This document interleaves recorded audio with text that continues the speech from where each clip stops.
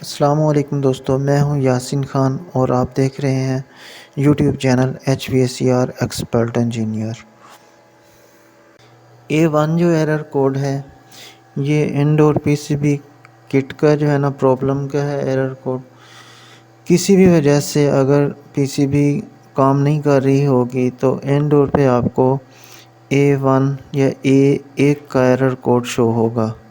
इस error code के तदारुक के लिए आपको पीसीबी किट रिपेयरिंग वाले से रब्ता करना पड़ेगा। किट रिपेयरिंग के बाद ही जो है ना आपका ये एरर कोड हटेगा। नेक्स्ट जो एरर कोड है वो है A3 का, A3 या A3। इस वीडियो की अहम डिस्कशन चलती रहेगी, लेकिन आप सबसे पहले इस वीडियो को लाइक करें और जो लोग पहली बार मेरे चैनल पर आए हैं चैनल को सब्सक्राइब करें और बेल आइकॉन को ज़रूर दबाएं ताकि आपको मेरी नई वीडियो के नोटिफिकेशन मिलते रहें। तौर पर ड्रेन मोटर अगर ख़राब हो गई है तो उसको चेंज करेंगे। अगर लेवल स्विच जो है इसका वो ख़राब हो गया है या एडजस्टमेंट उसकी सही नहीं रही तो उस तमाम हालतों में इसका ड्रेनेज वाला जो सिस्टम है उसको ठीक करेंगे तो ये एरर कोड ख़त्म हो जाएगा। नेक्स्ट जो एरर कोड है वो है A5 या A5। A5 जो है ये बुनियादी तौर पर हाई प्रेशर कंट्रोल का एरर कोड है। ये हीटिंग के दौरान जो है ना होता है।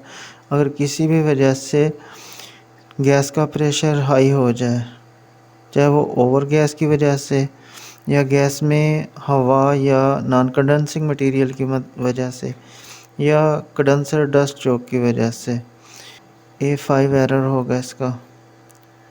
इसको कंट्रोल करने के लिए या इसको ठीक करने के लिए हम एसी की सर्विस करना मुतवक्किल है। एसी की सर्विस करेंगे A5 एरर जो है ये ख़त्म हो जाएगा। नेक्स्ट जो एरर कोड है वो है A6। A6 जो ये बुनियादी तौर पर ब्लोअर फैन मोटर का प्रॉब्लम का है। ब्लोअर फैन मोटर अगर किसी वजह से स्लो हो गई है या उसके बुशेस या बेरिंग जाम हो गए हैं या हीट होने पे भी सेम यही एरर शो कराएगा A6 का। डाइकन में A6 एरर कोड आने पे ब्लोअर फैन मोटर इंडोर की जो ब्लोअर फैन मोटर है उसको चेक करेंगे और उसका मुतवक्का जो तदारुक होगा उसको करेंगे। अगर बेरिंग उसके जाम है तो बेरिंग चेंज करेंगे। अगर मोटर हीट हो चुकी है तो फिर फैन मोटर को चेंज करेंगे। नेक्स्ट जो एरर कोड है वो है E5। ये बुनियादी तौर पर कंप्रेसर मोटर के ओवर हीट होने का है। उसमें बुनियादी वजूहात कंडेंसर का डस्टी होना, ओवर गैस का चार्ज होना या वोल्टेज का ज़्यादा होना भी इसमें शामिल हो सकता है। किसी भी वजह से अगर वोल्टेज ज़्यादा हो, आपका कंडेंसर जो है वो मट्टी से अटा पड़ा हो या गैस चार्जिंग जो है ना आपने ज़्यादा कर दी हो तो तमाम हालतों में ये कंप्रेसर के मोटर के ओवर हीट होने पे E5 का एरर शो कराएगा। नेक्स्ट जो एरर कोड है वो है E6। E6 जो बुनियादी तौर पर ओवर करंट का है। किसी भी वजह से अगर सिस्टम ओवर करंट लेना शुरू कर दे, वो ओवर गैस की वजह से भी हो सकता है, कंडेंसर डस्टी होने की वजह से भी ओवर करंट ले सकता है, वोल्टेज ज़्यादा होने की वजह से भी ओवर करंट ले सकता है, वोल्टेज डाउन होने की वजह से भी ओवर करंट ले सकता है। तो किसी भी वजह से अगर सिस्टम आपका ओवर करंट लेगा तो उसका तदारक करेंगे और इस पे E6 का एरर शो होगा।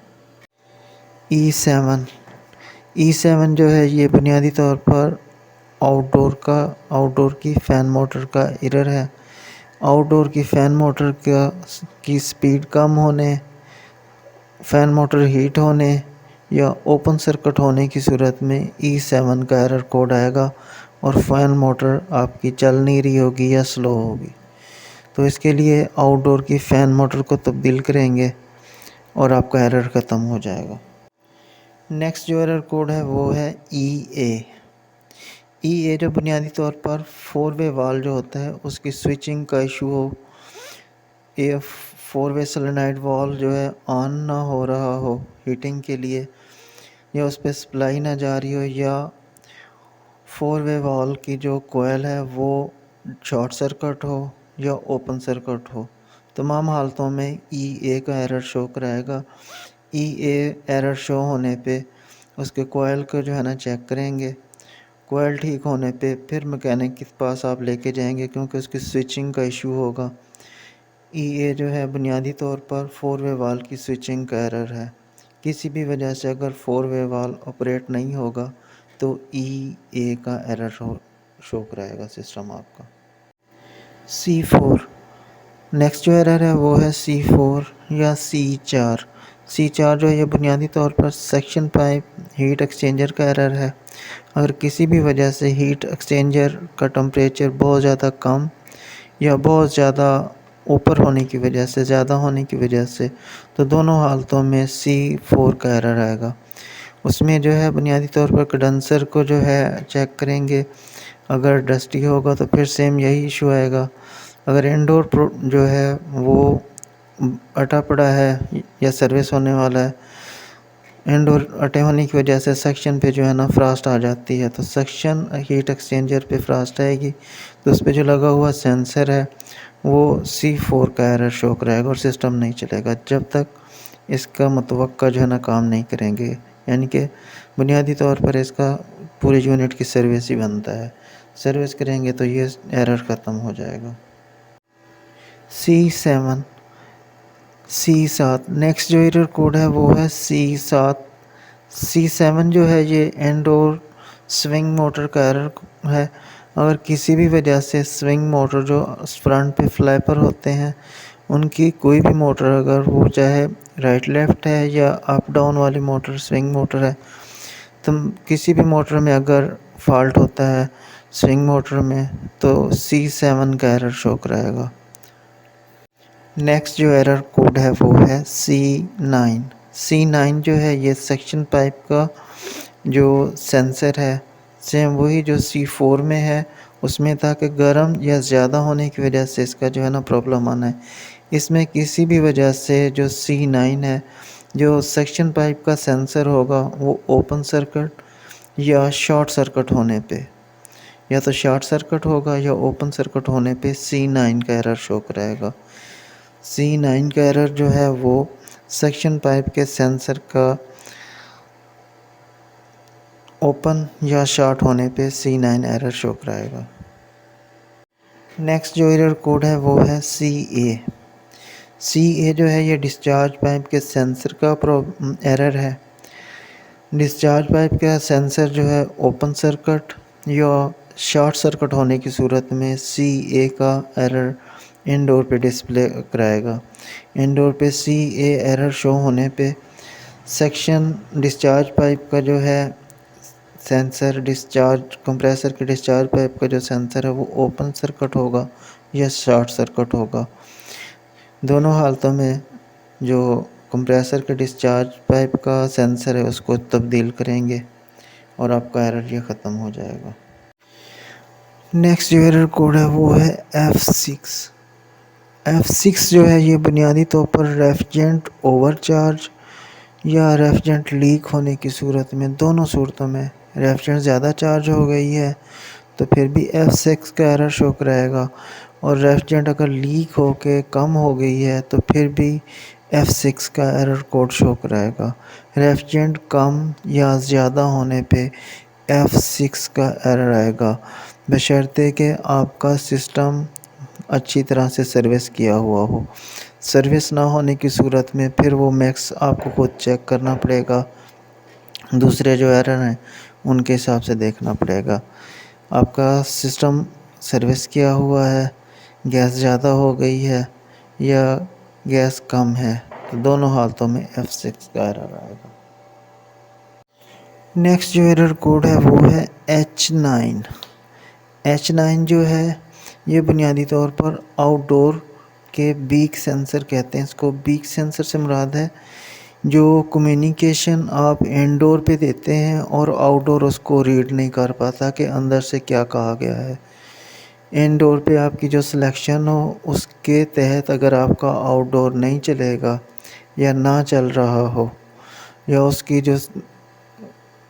जो है ना ऑर्डर आ रहे हैं इंडोर से, फ़र्ज़ करें आप कूलिंग पे लगाते हैं और आपका जो है ना उसको नहीं चला पाता, आउटडोर उसका सेंस नहीं कर पाता उस ऑर्डर को, तो उसमें H9 का एरर आएगा और इसको कहते हैं आउटडोर बीक सेंसर।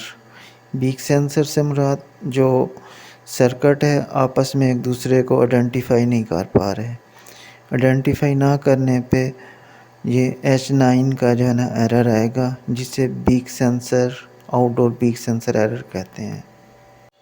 नेक्स्ट जो एरर कोड है वो है J2। ये जो है J2 कंप्रेसर करंट सेंसर का एरर है। कंप्रेसर का जो करंट सेंसर होता है आउटर सर्किट में लगा होता है डाइकन के अंदर। आउटर सर्किट की जो मेन सप्लाई है उस पे इसका जो है ना सेंसर लगा होता है, जो कि इसके करंट को कंट्रोल कर रहा होता है। उसके ओपन सर्किट, शॉर्ट सर्किट या किसी भी वजह से ओवर करंट फील करने पे J2 का एरर कोड आएगा। J2 का एरर कोड जो है कंप्रेसर करंट सेंसर प्रॉब्लम के, कंप्रेसर के करंट का जो सेंसर है उसमें प्रॉब्लम आ गई है, और इस J2 के जो एरर है इसके आने पे आपको किट को जो है ना किट रिपेयरिंग वाले के पास ले जाना पड़ेगा, और इसका जो कंप्रेसर करंट सेंसर है उसको चेंज करेंगे। वो करंट सेंसर के ख़राब होने पे, ओपन सर्किट, शॉर्ट सर्किट होने पे J2 का जो है ना एरर कोड आएगा, जो कि रिपेयरिंग कराना पड़ेगा।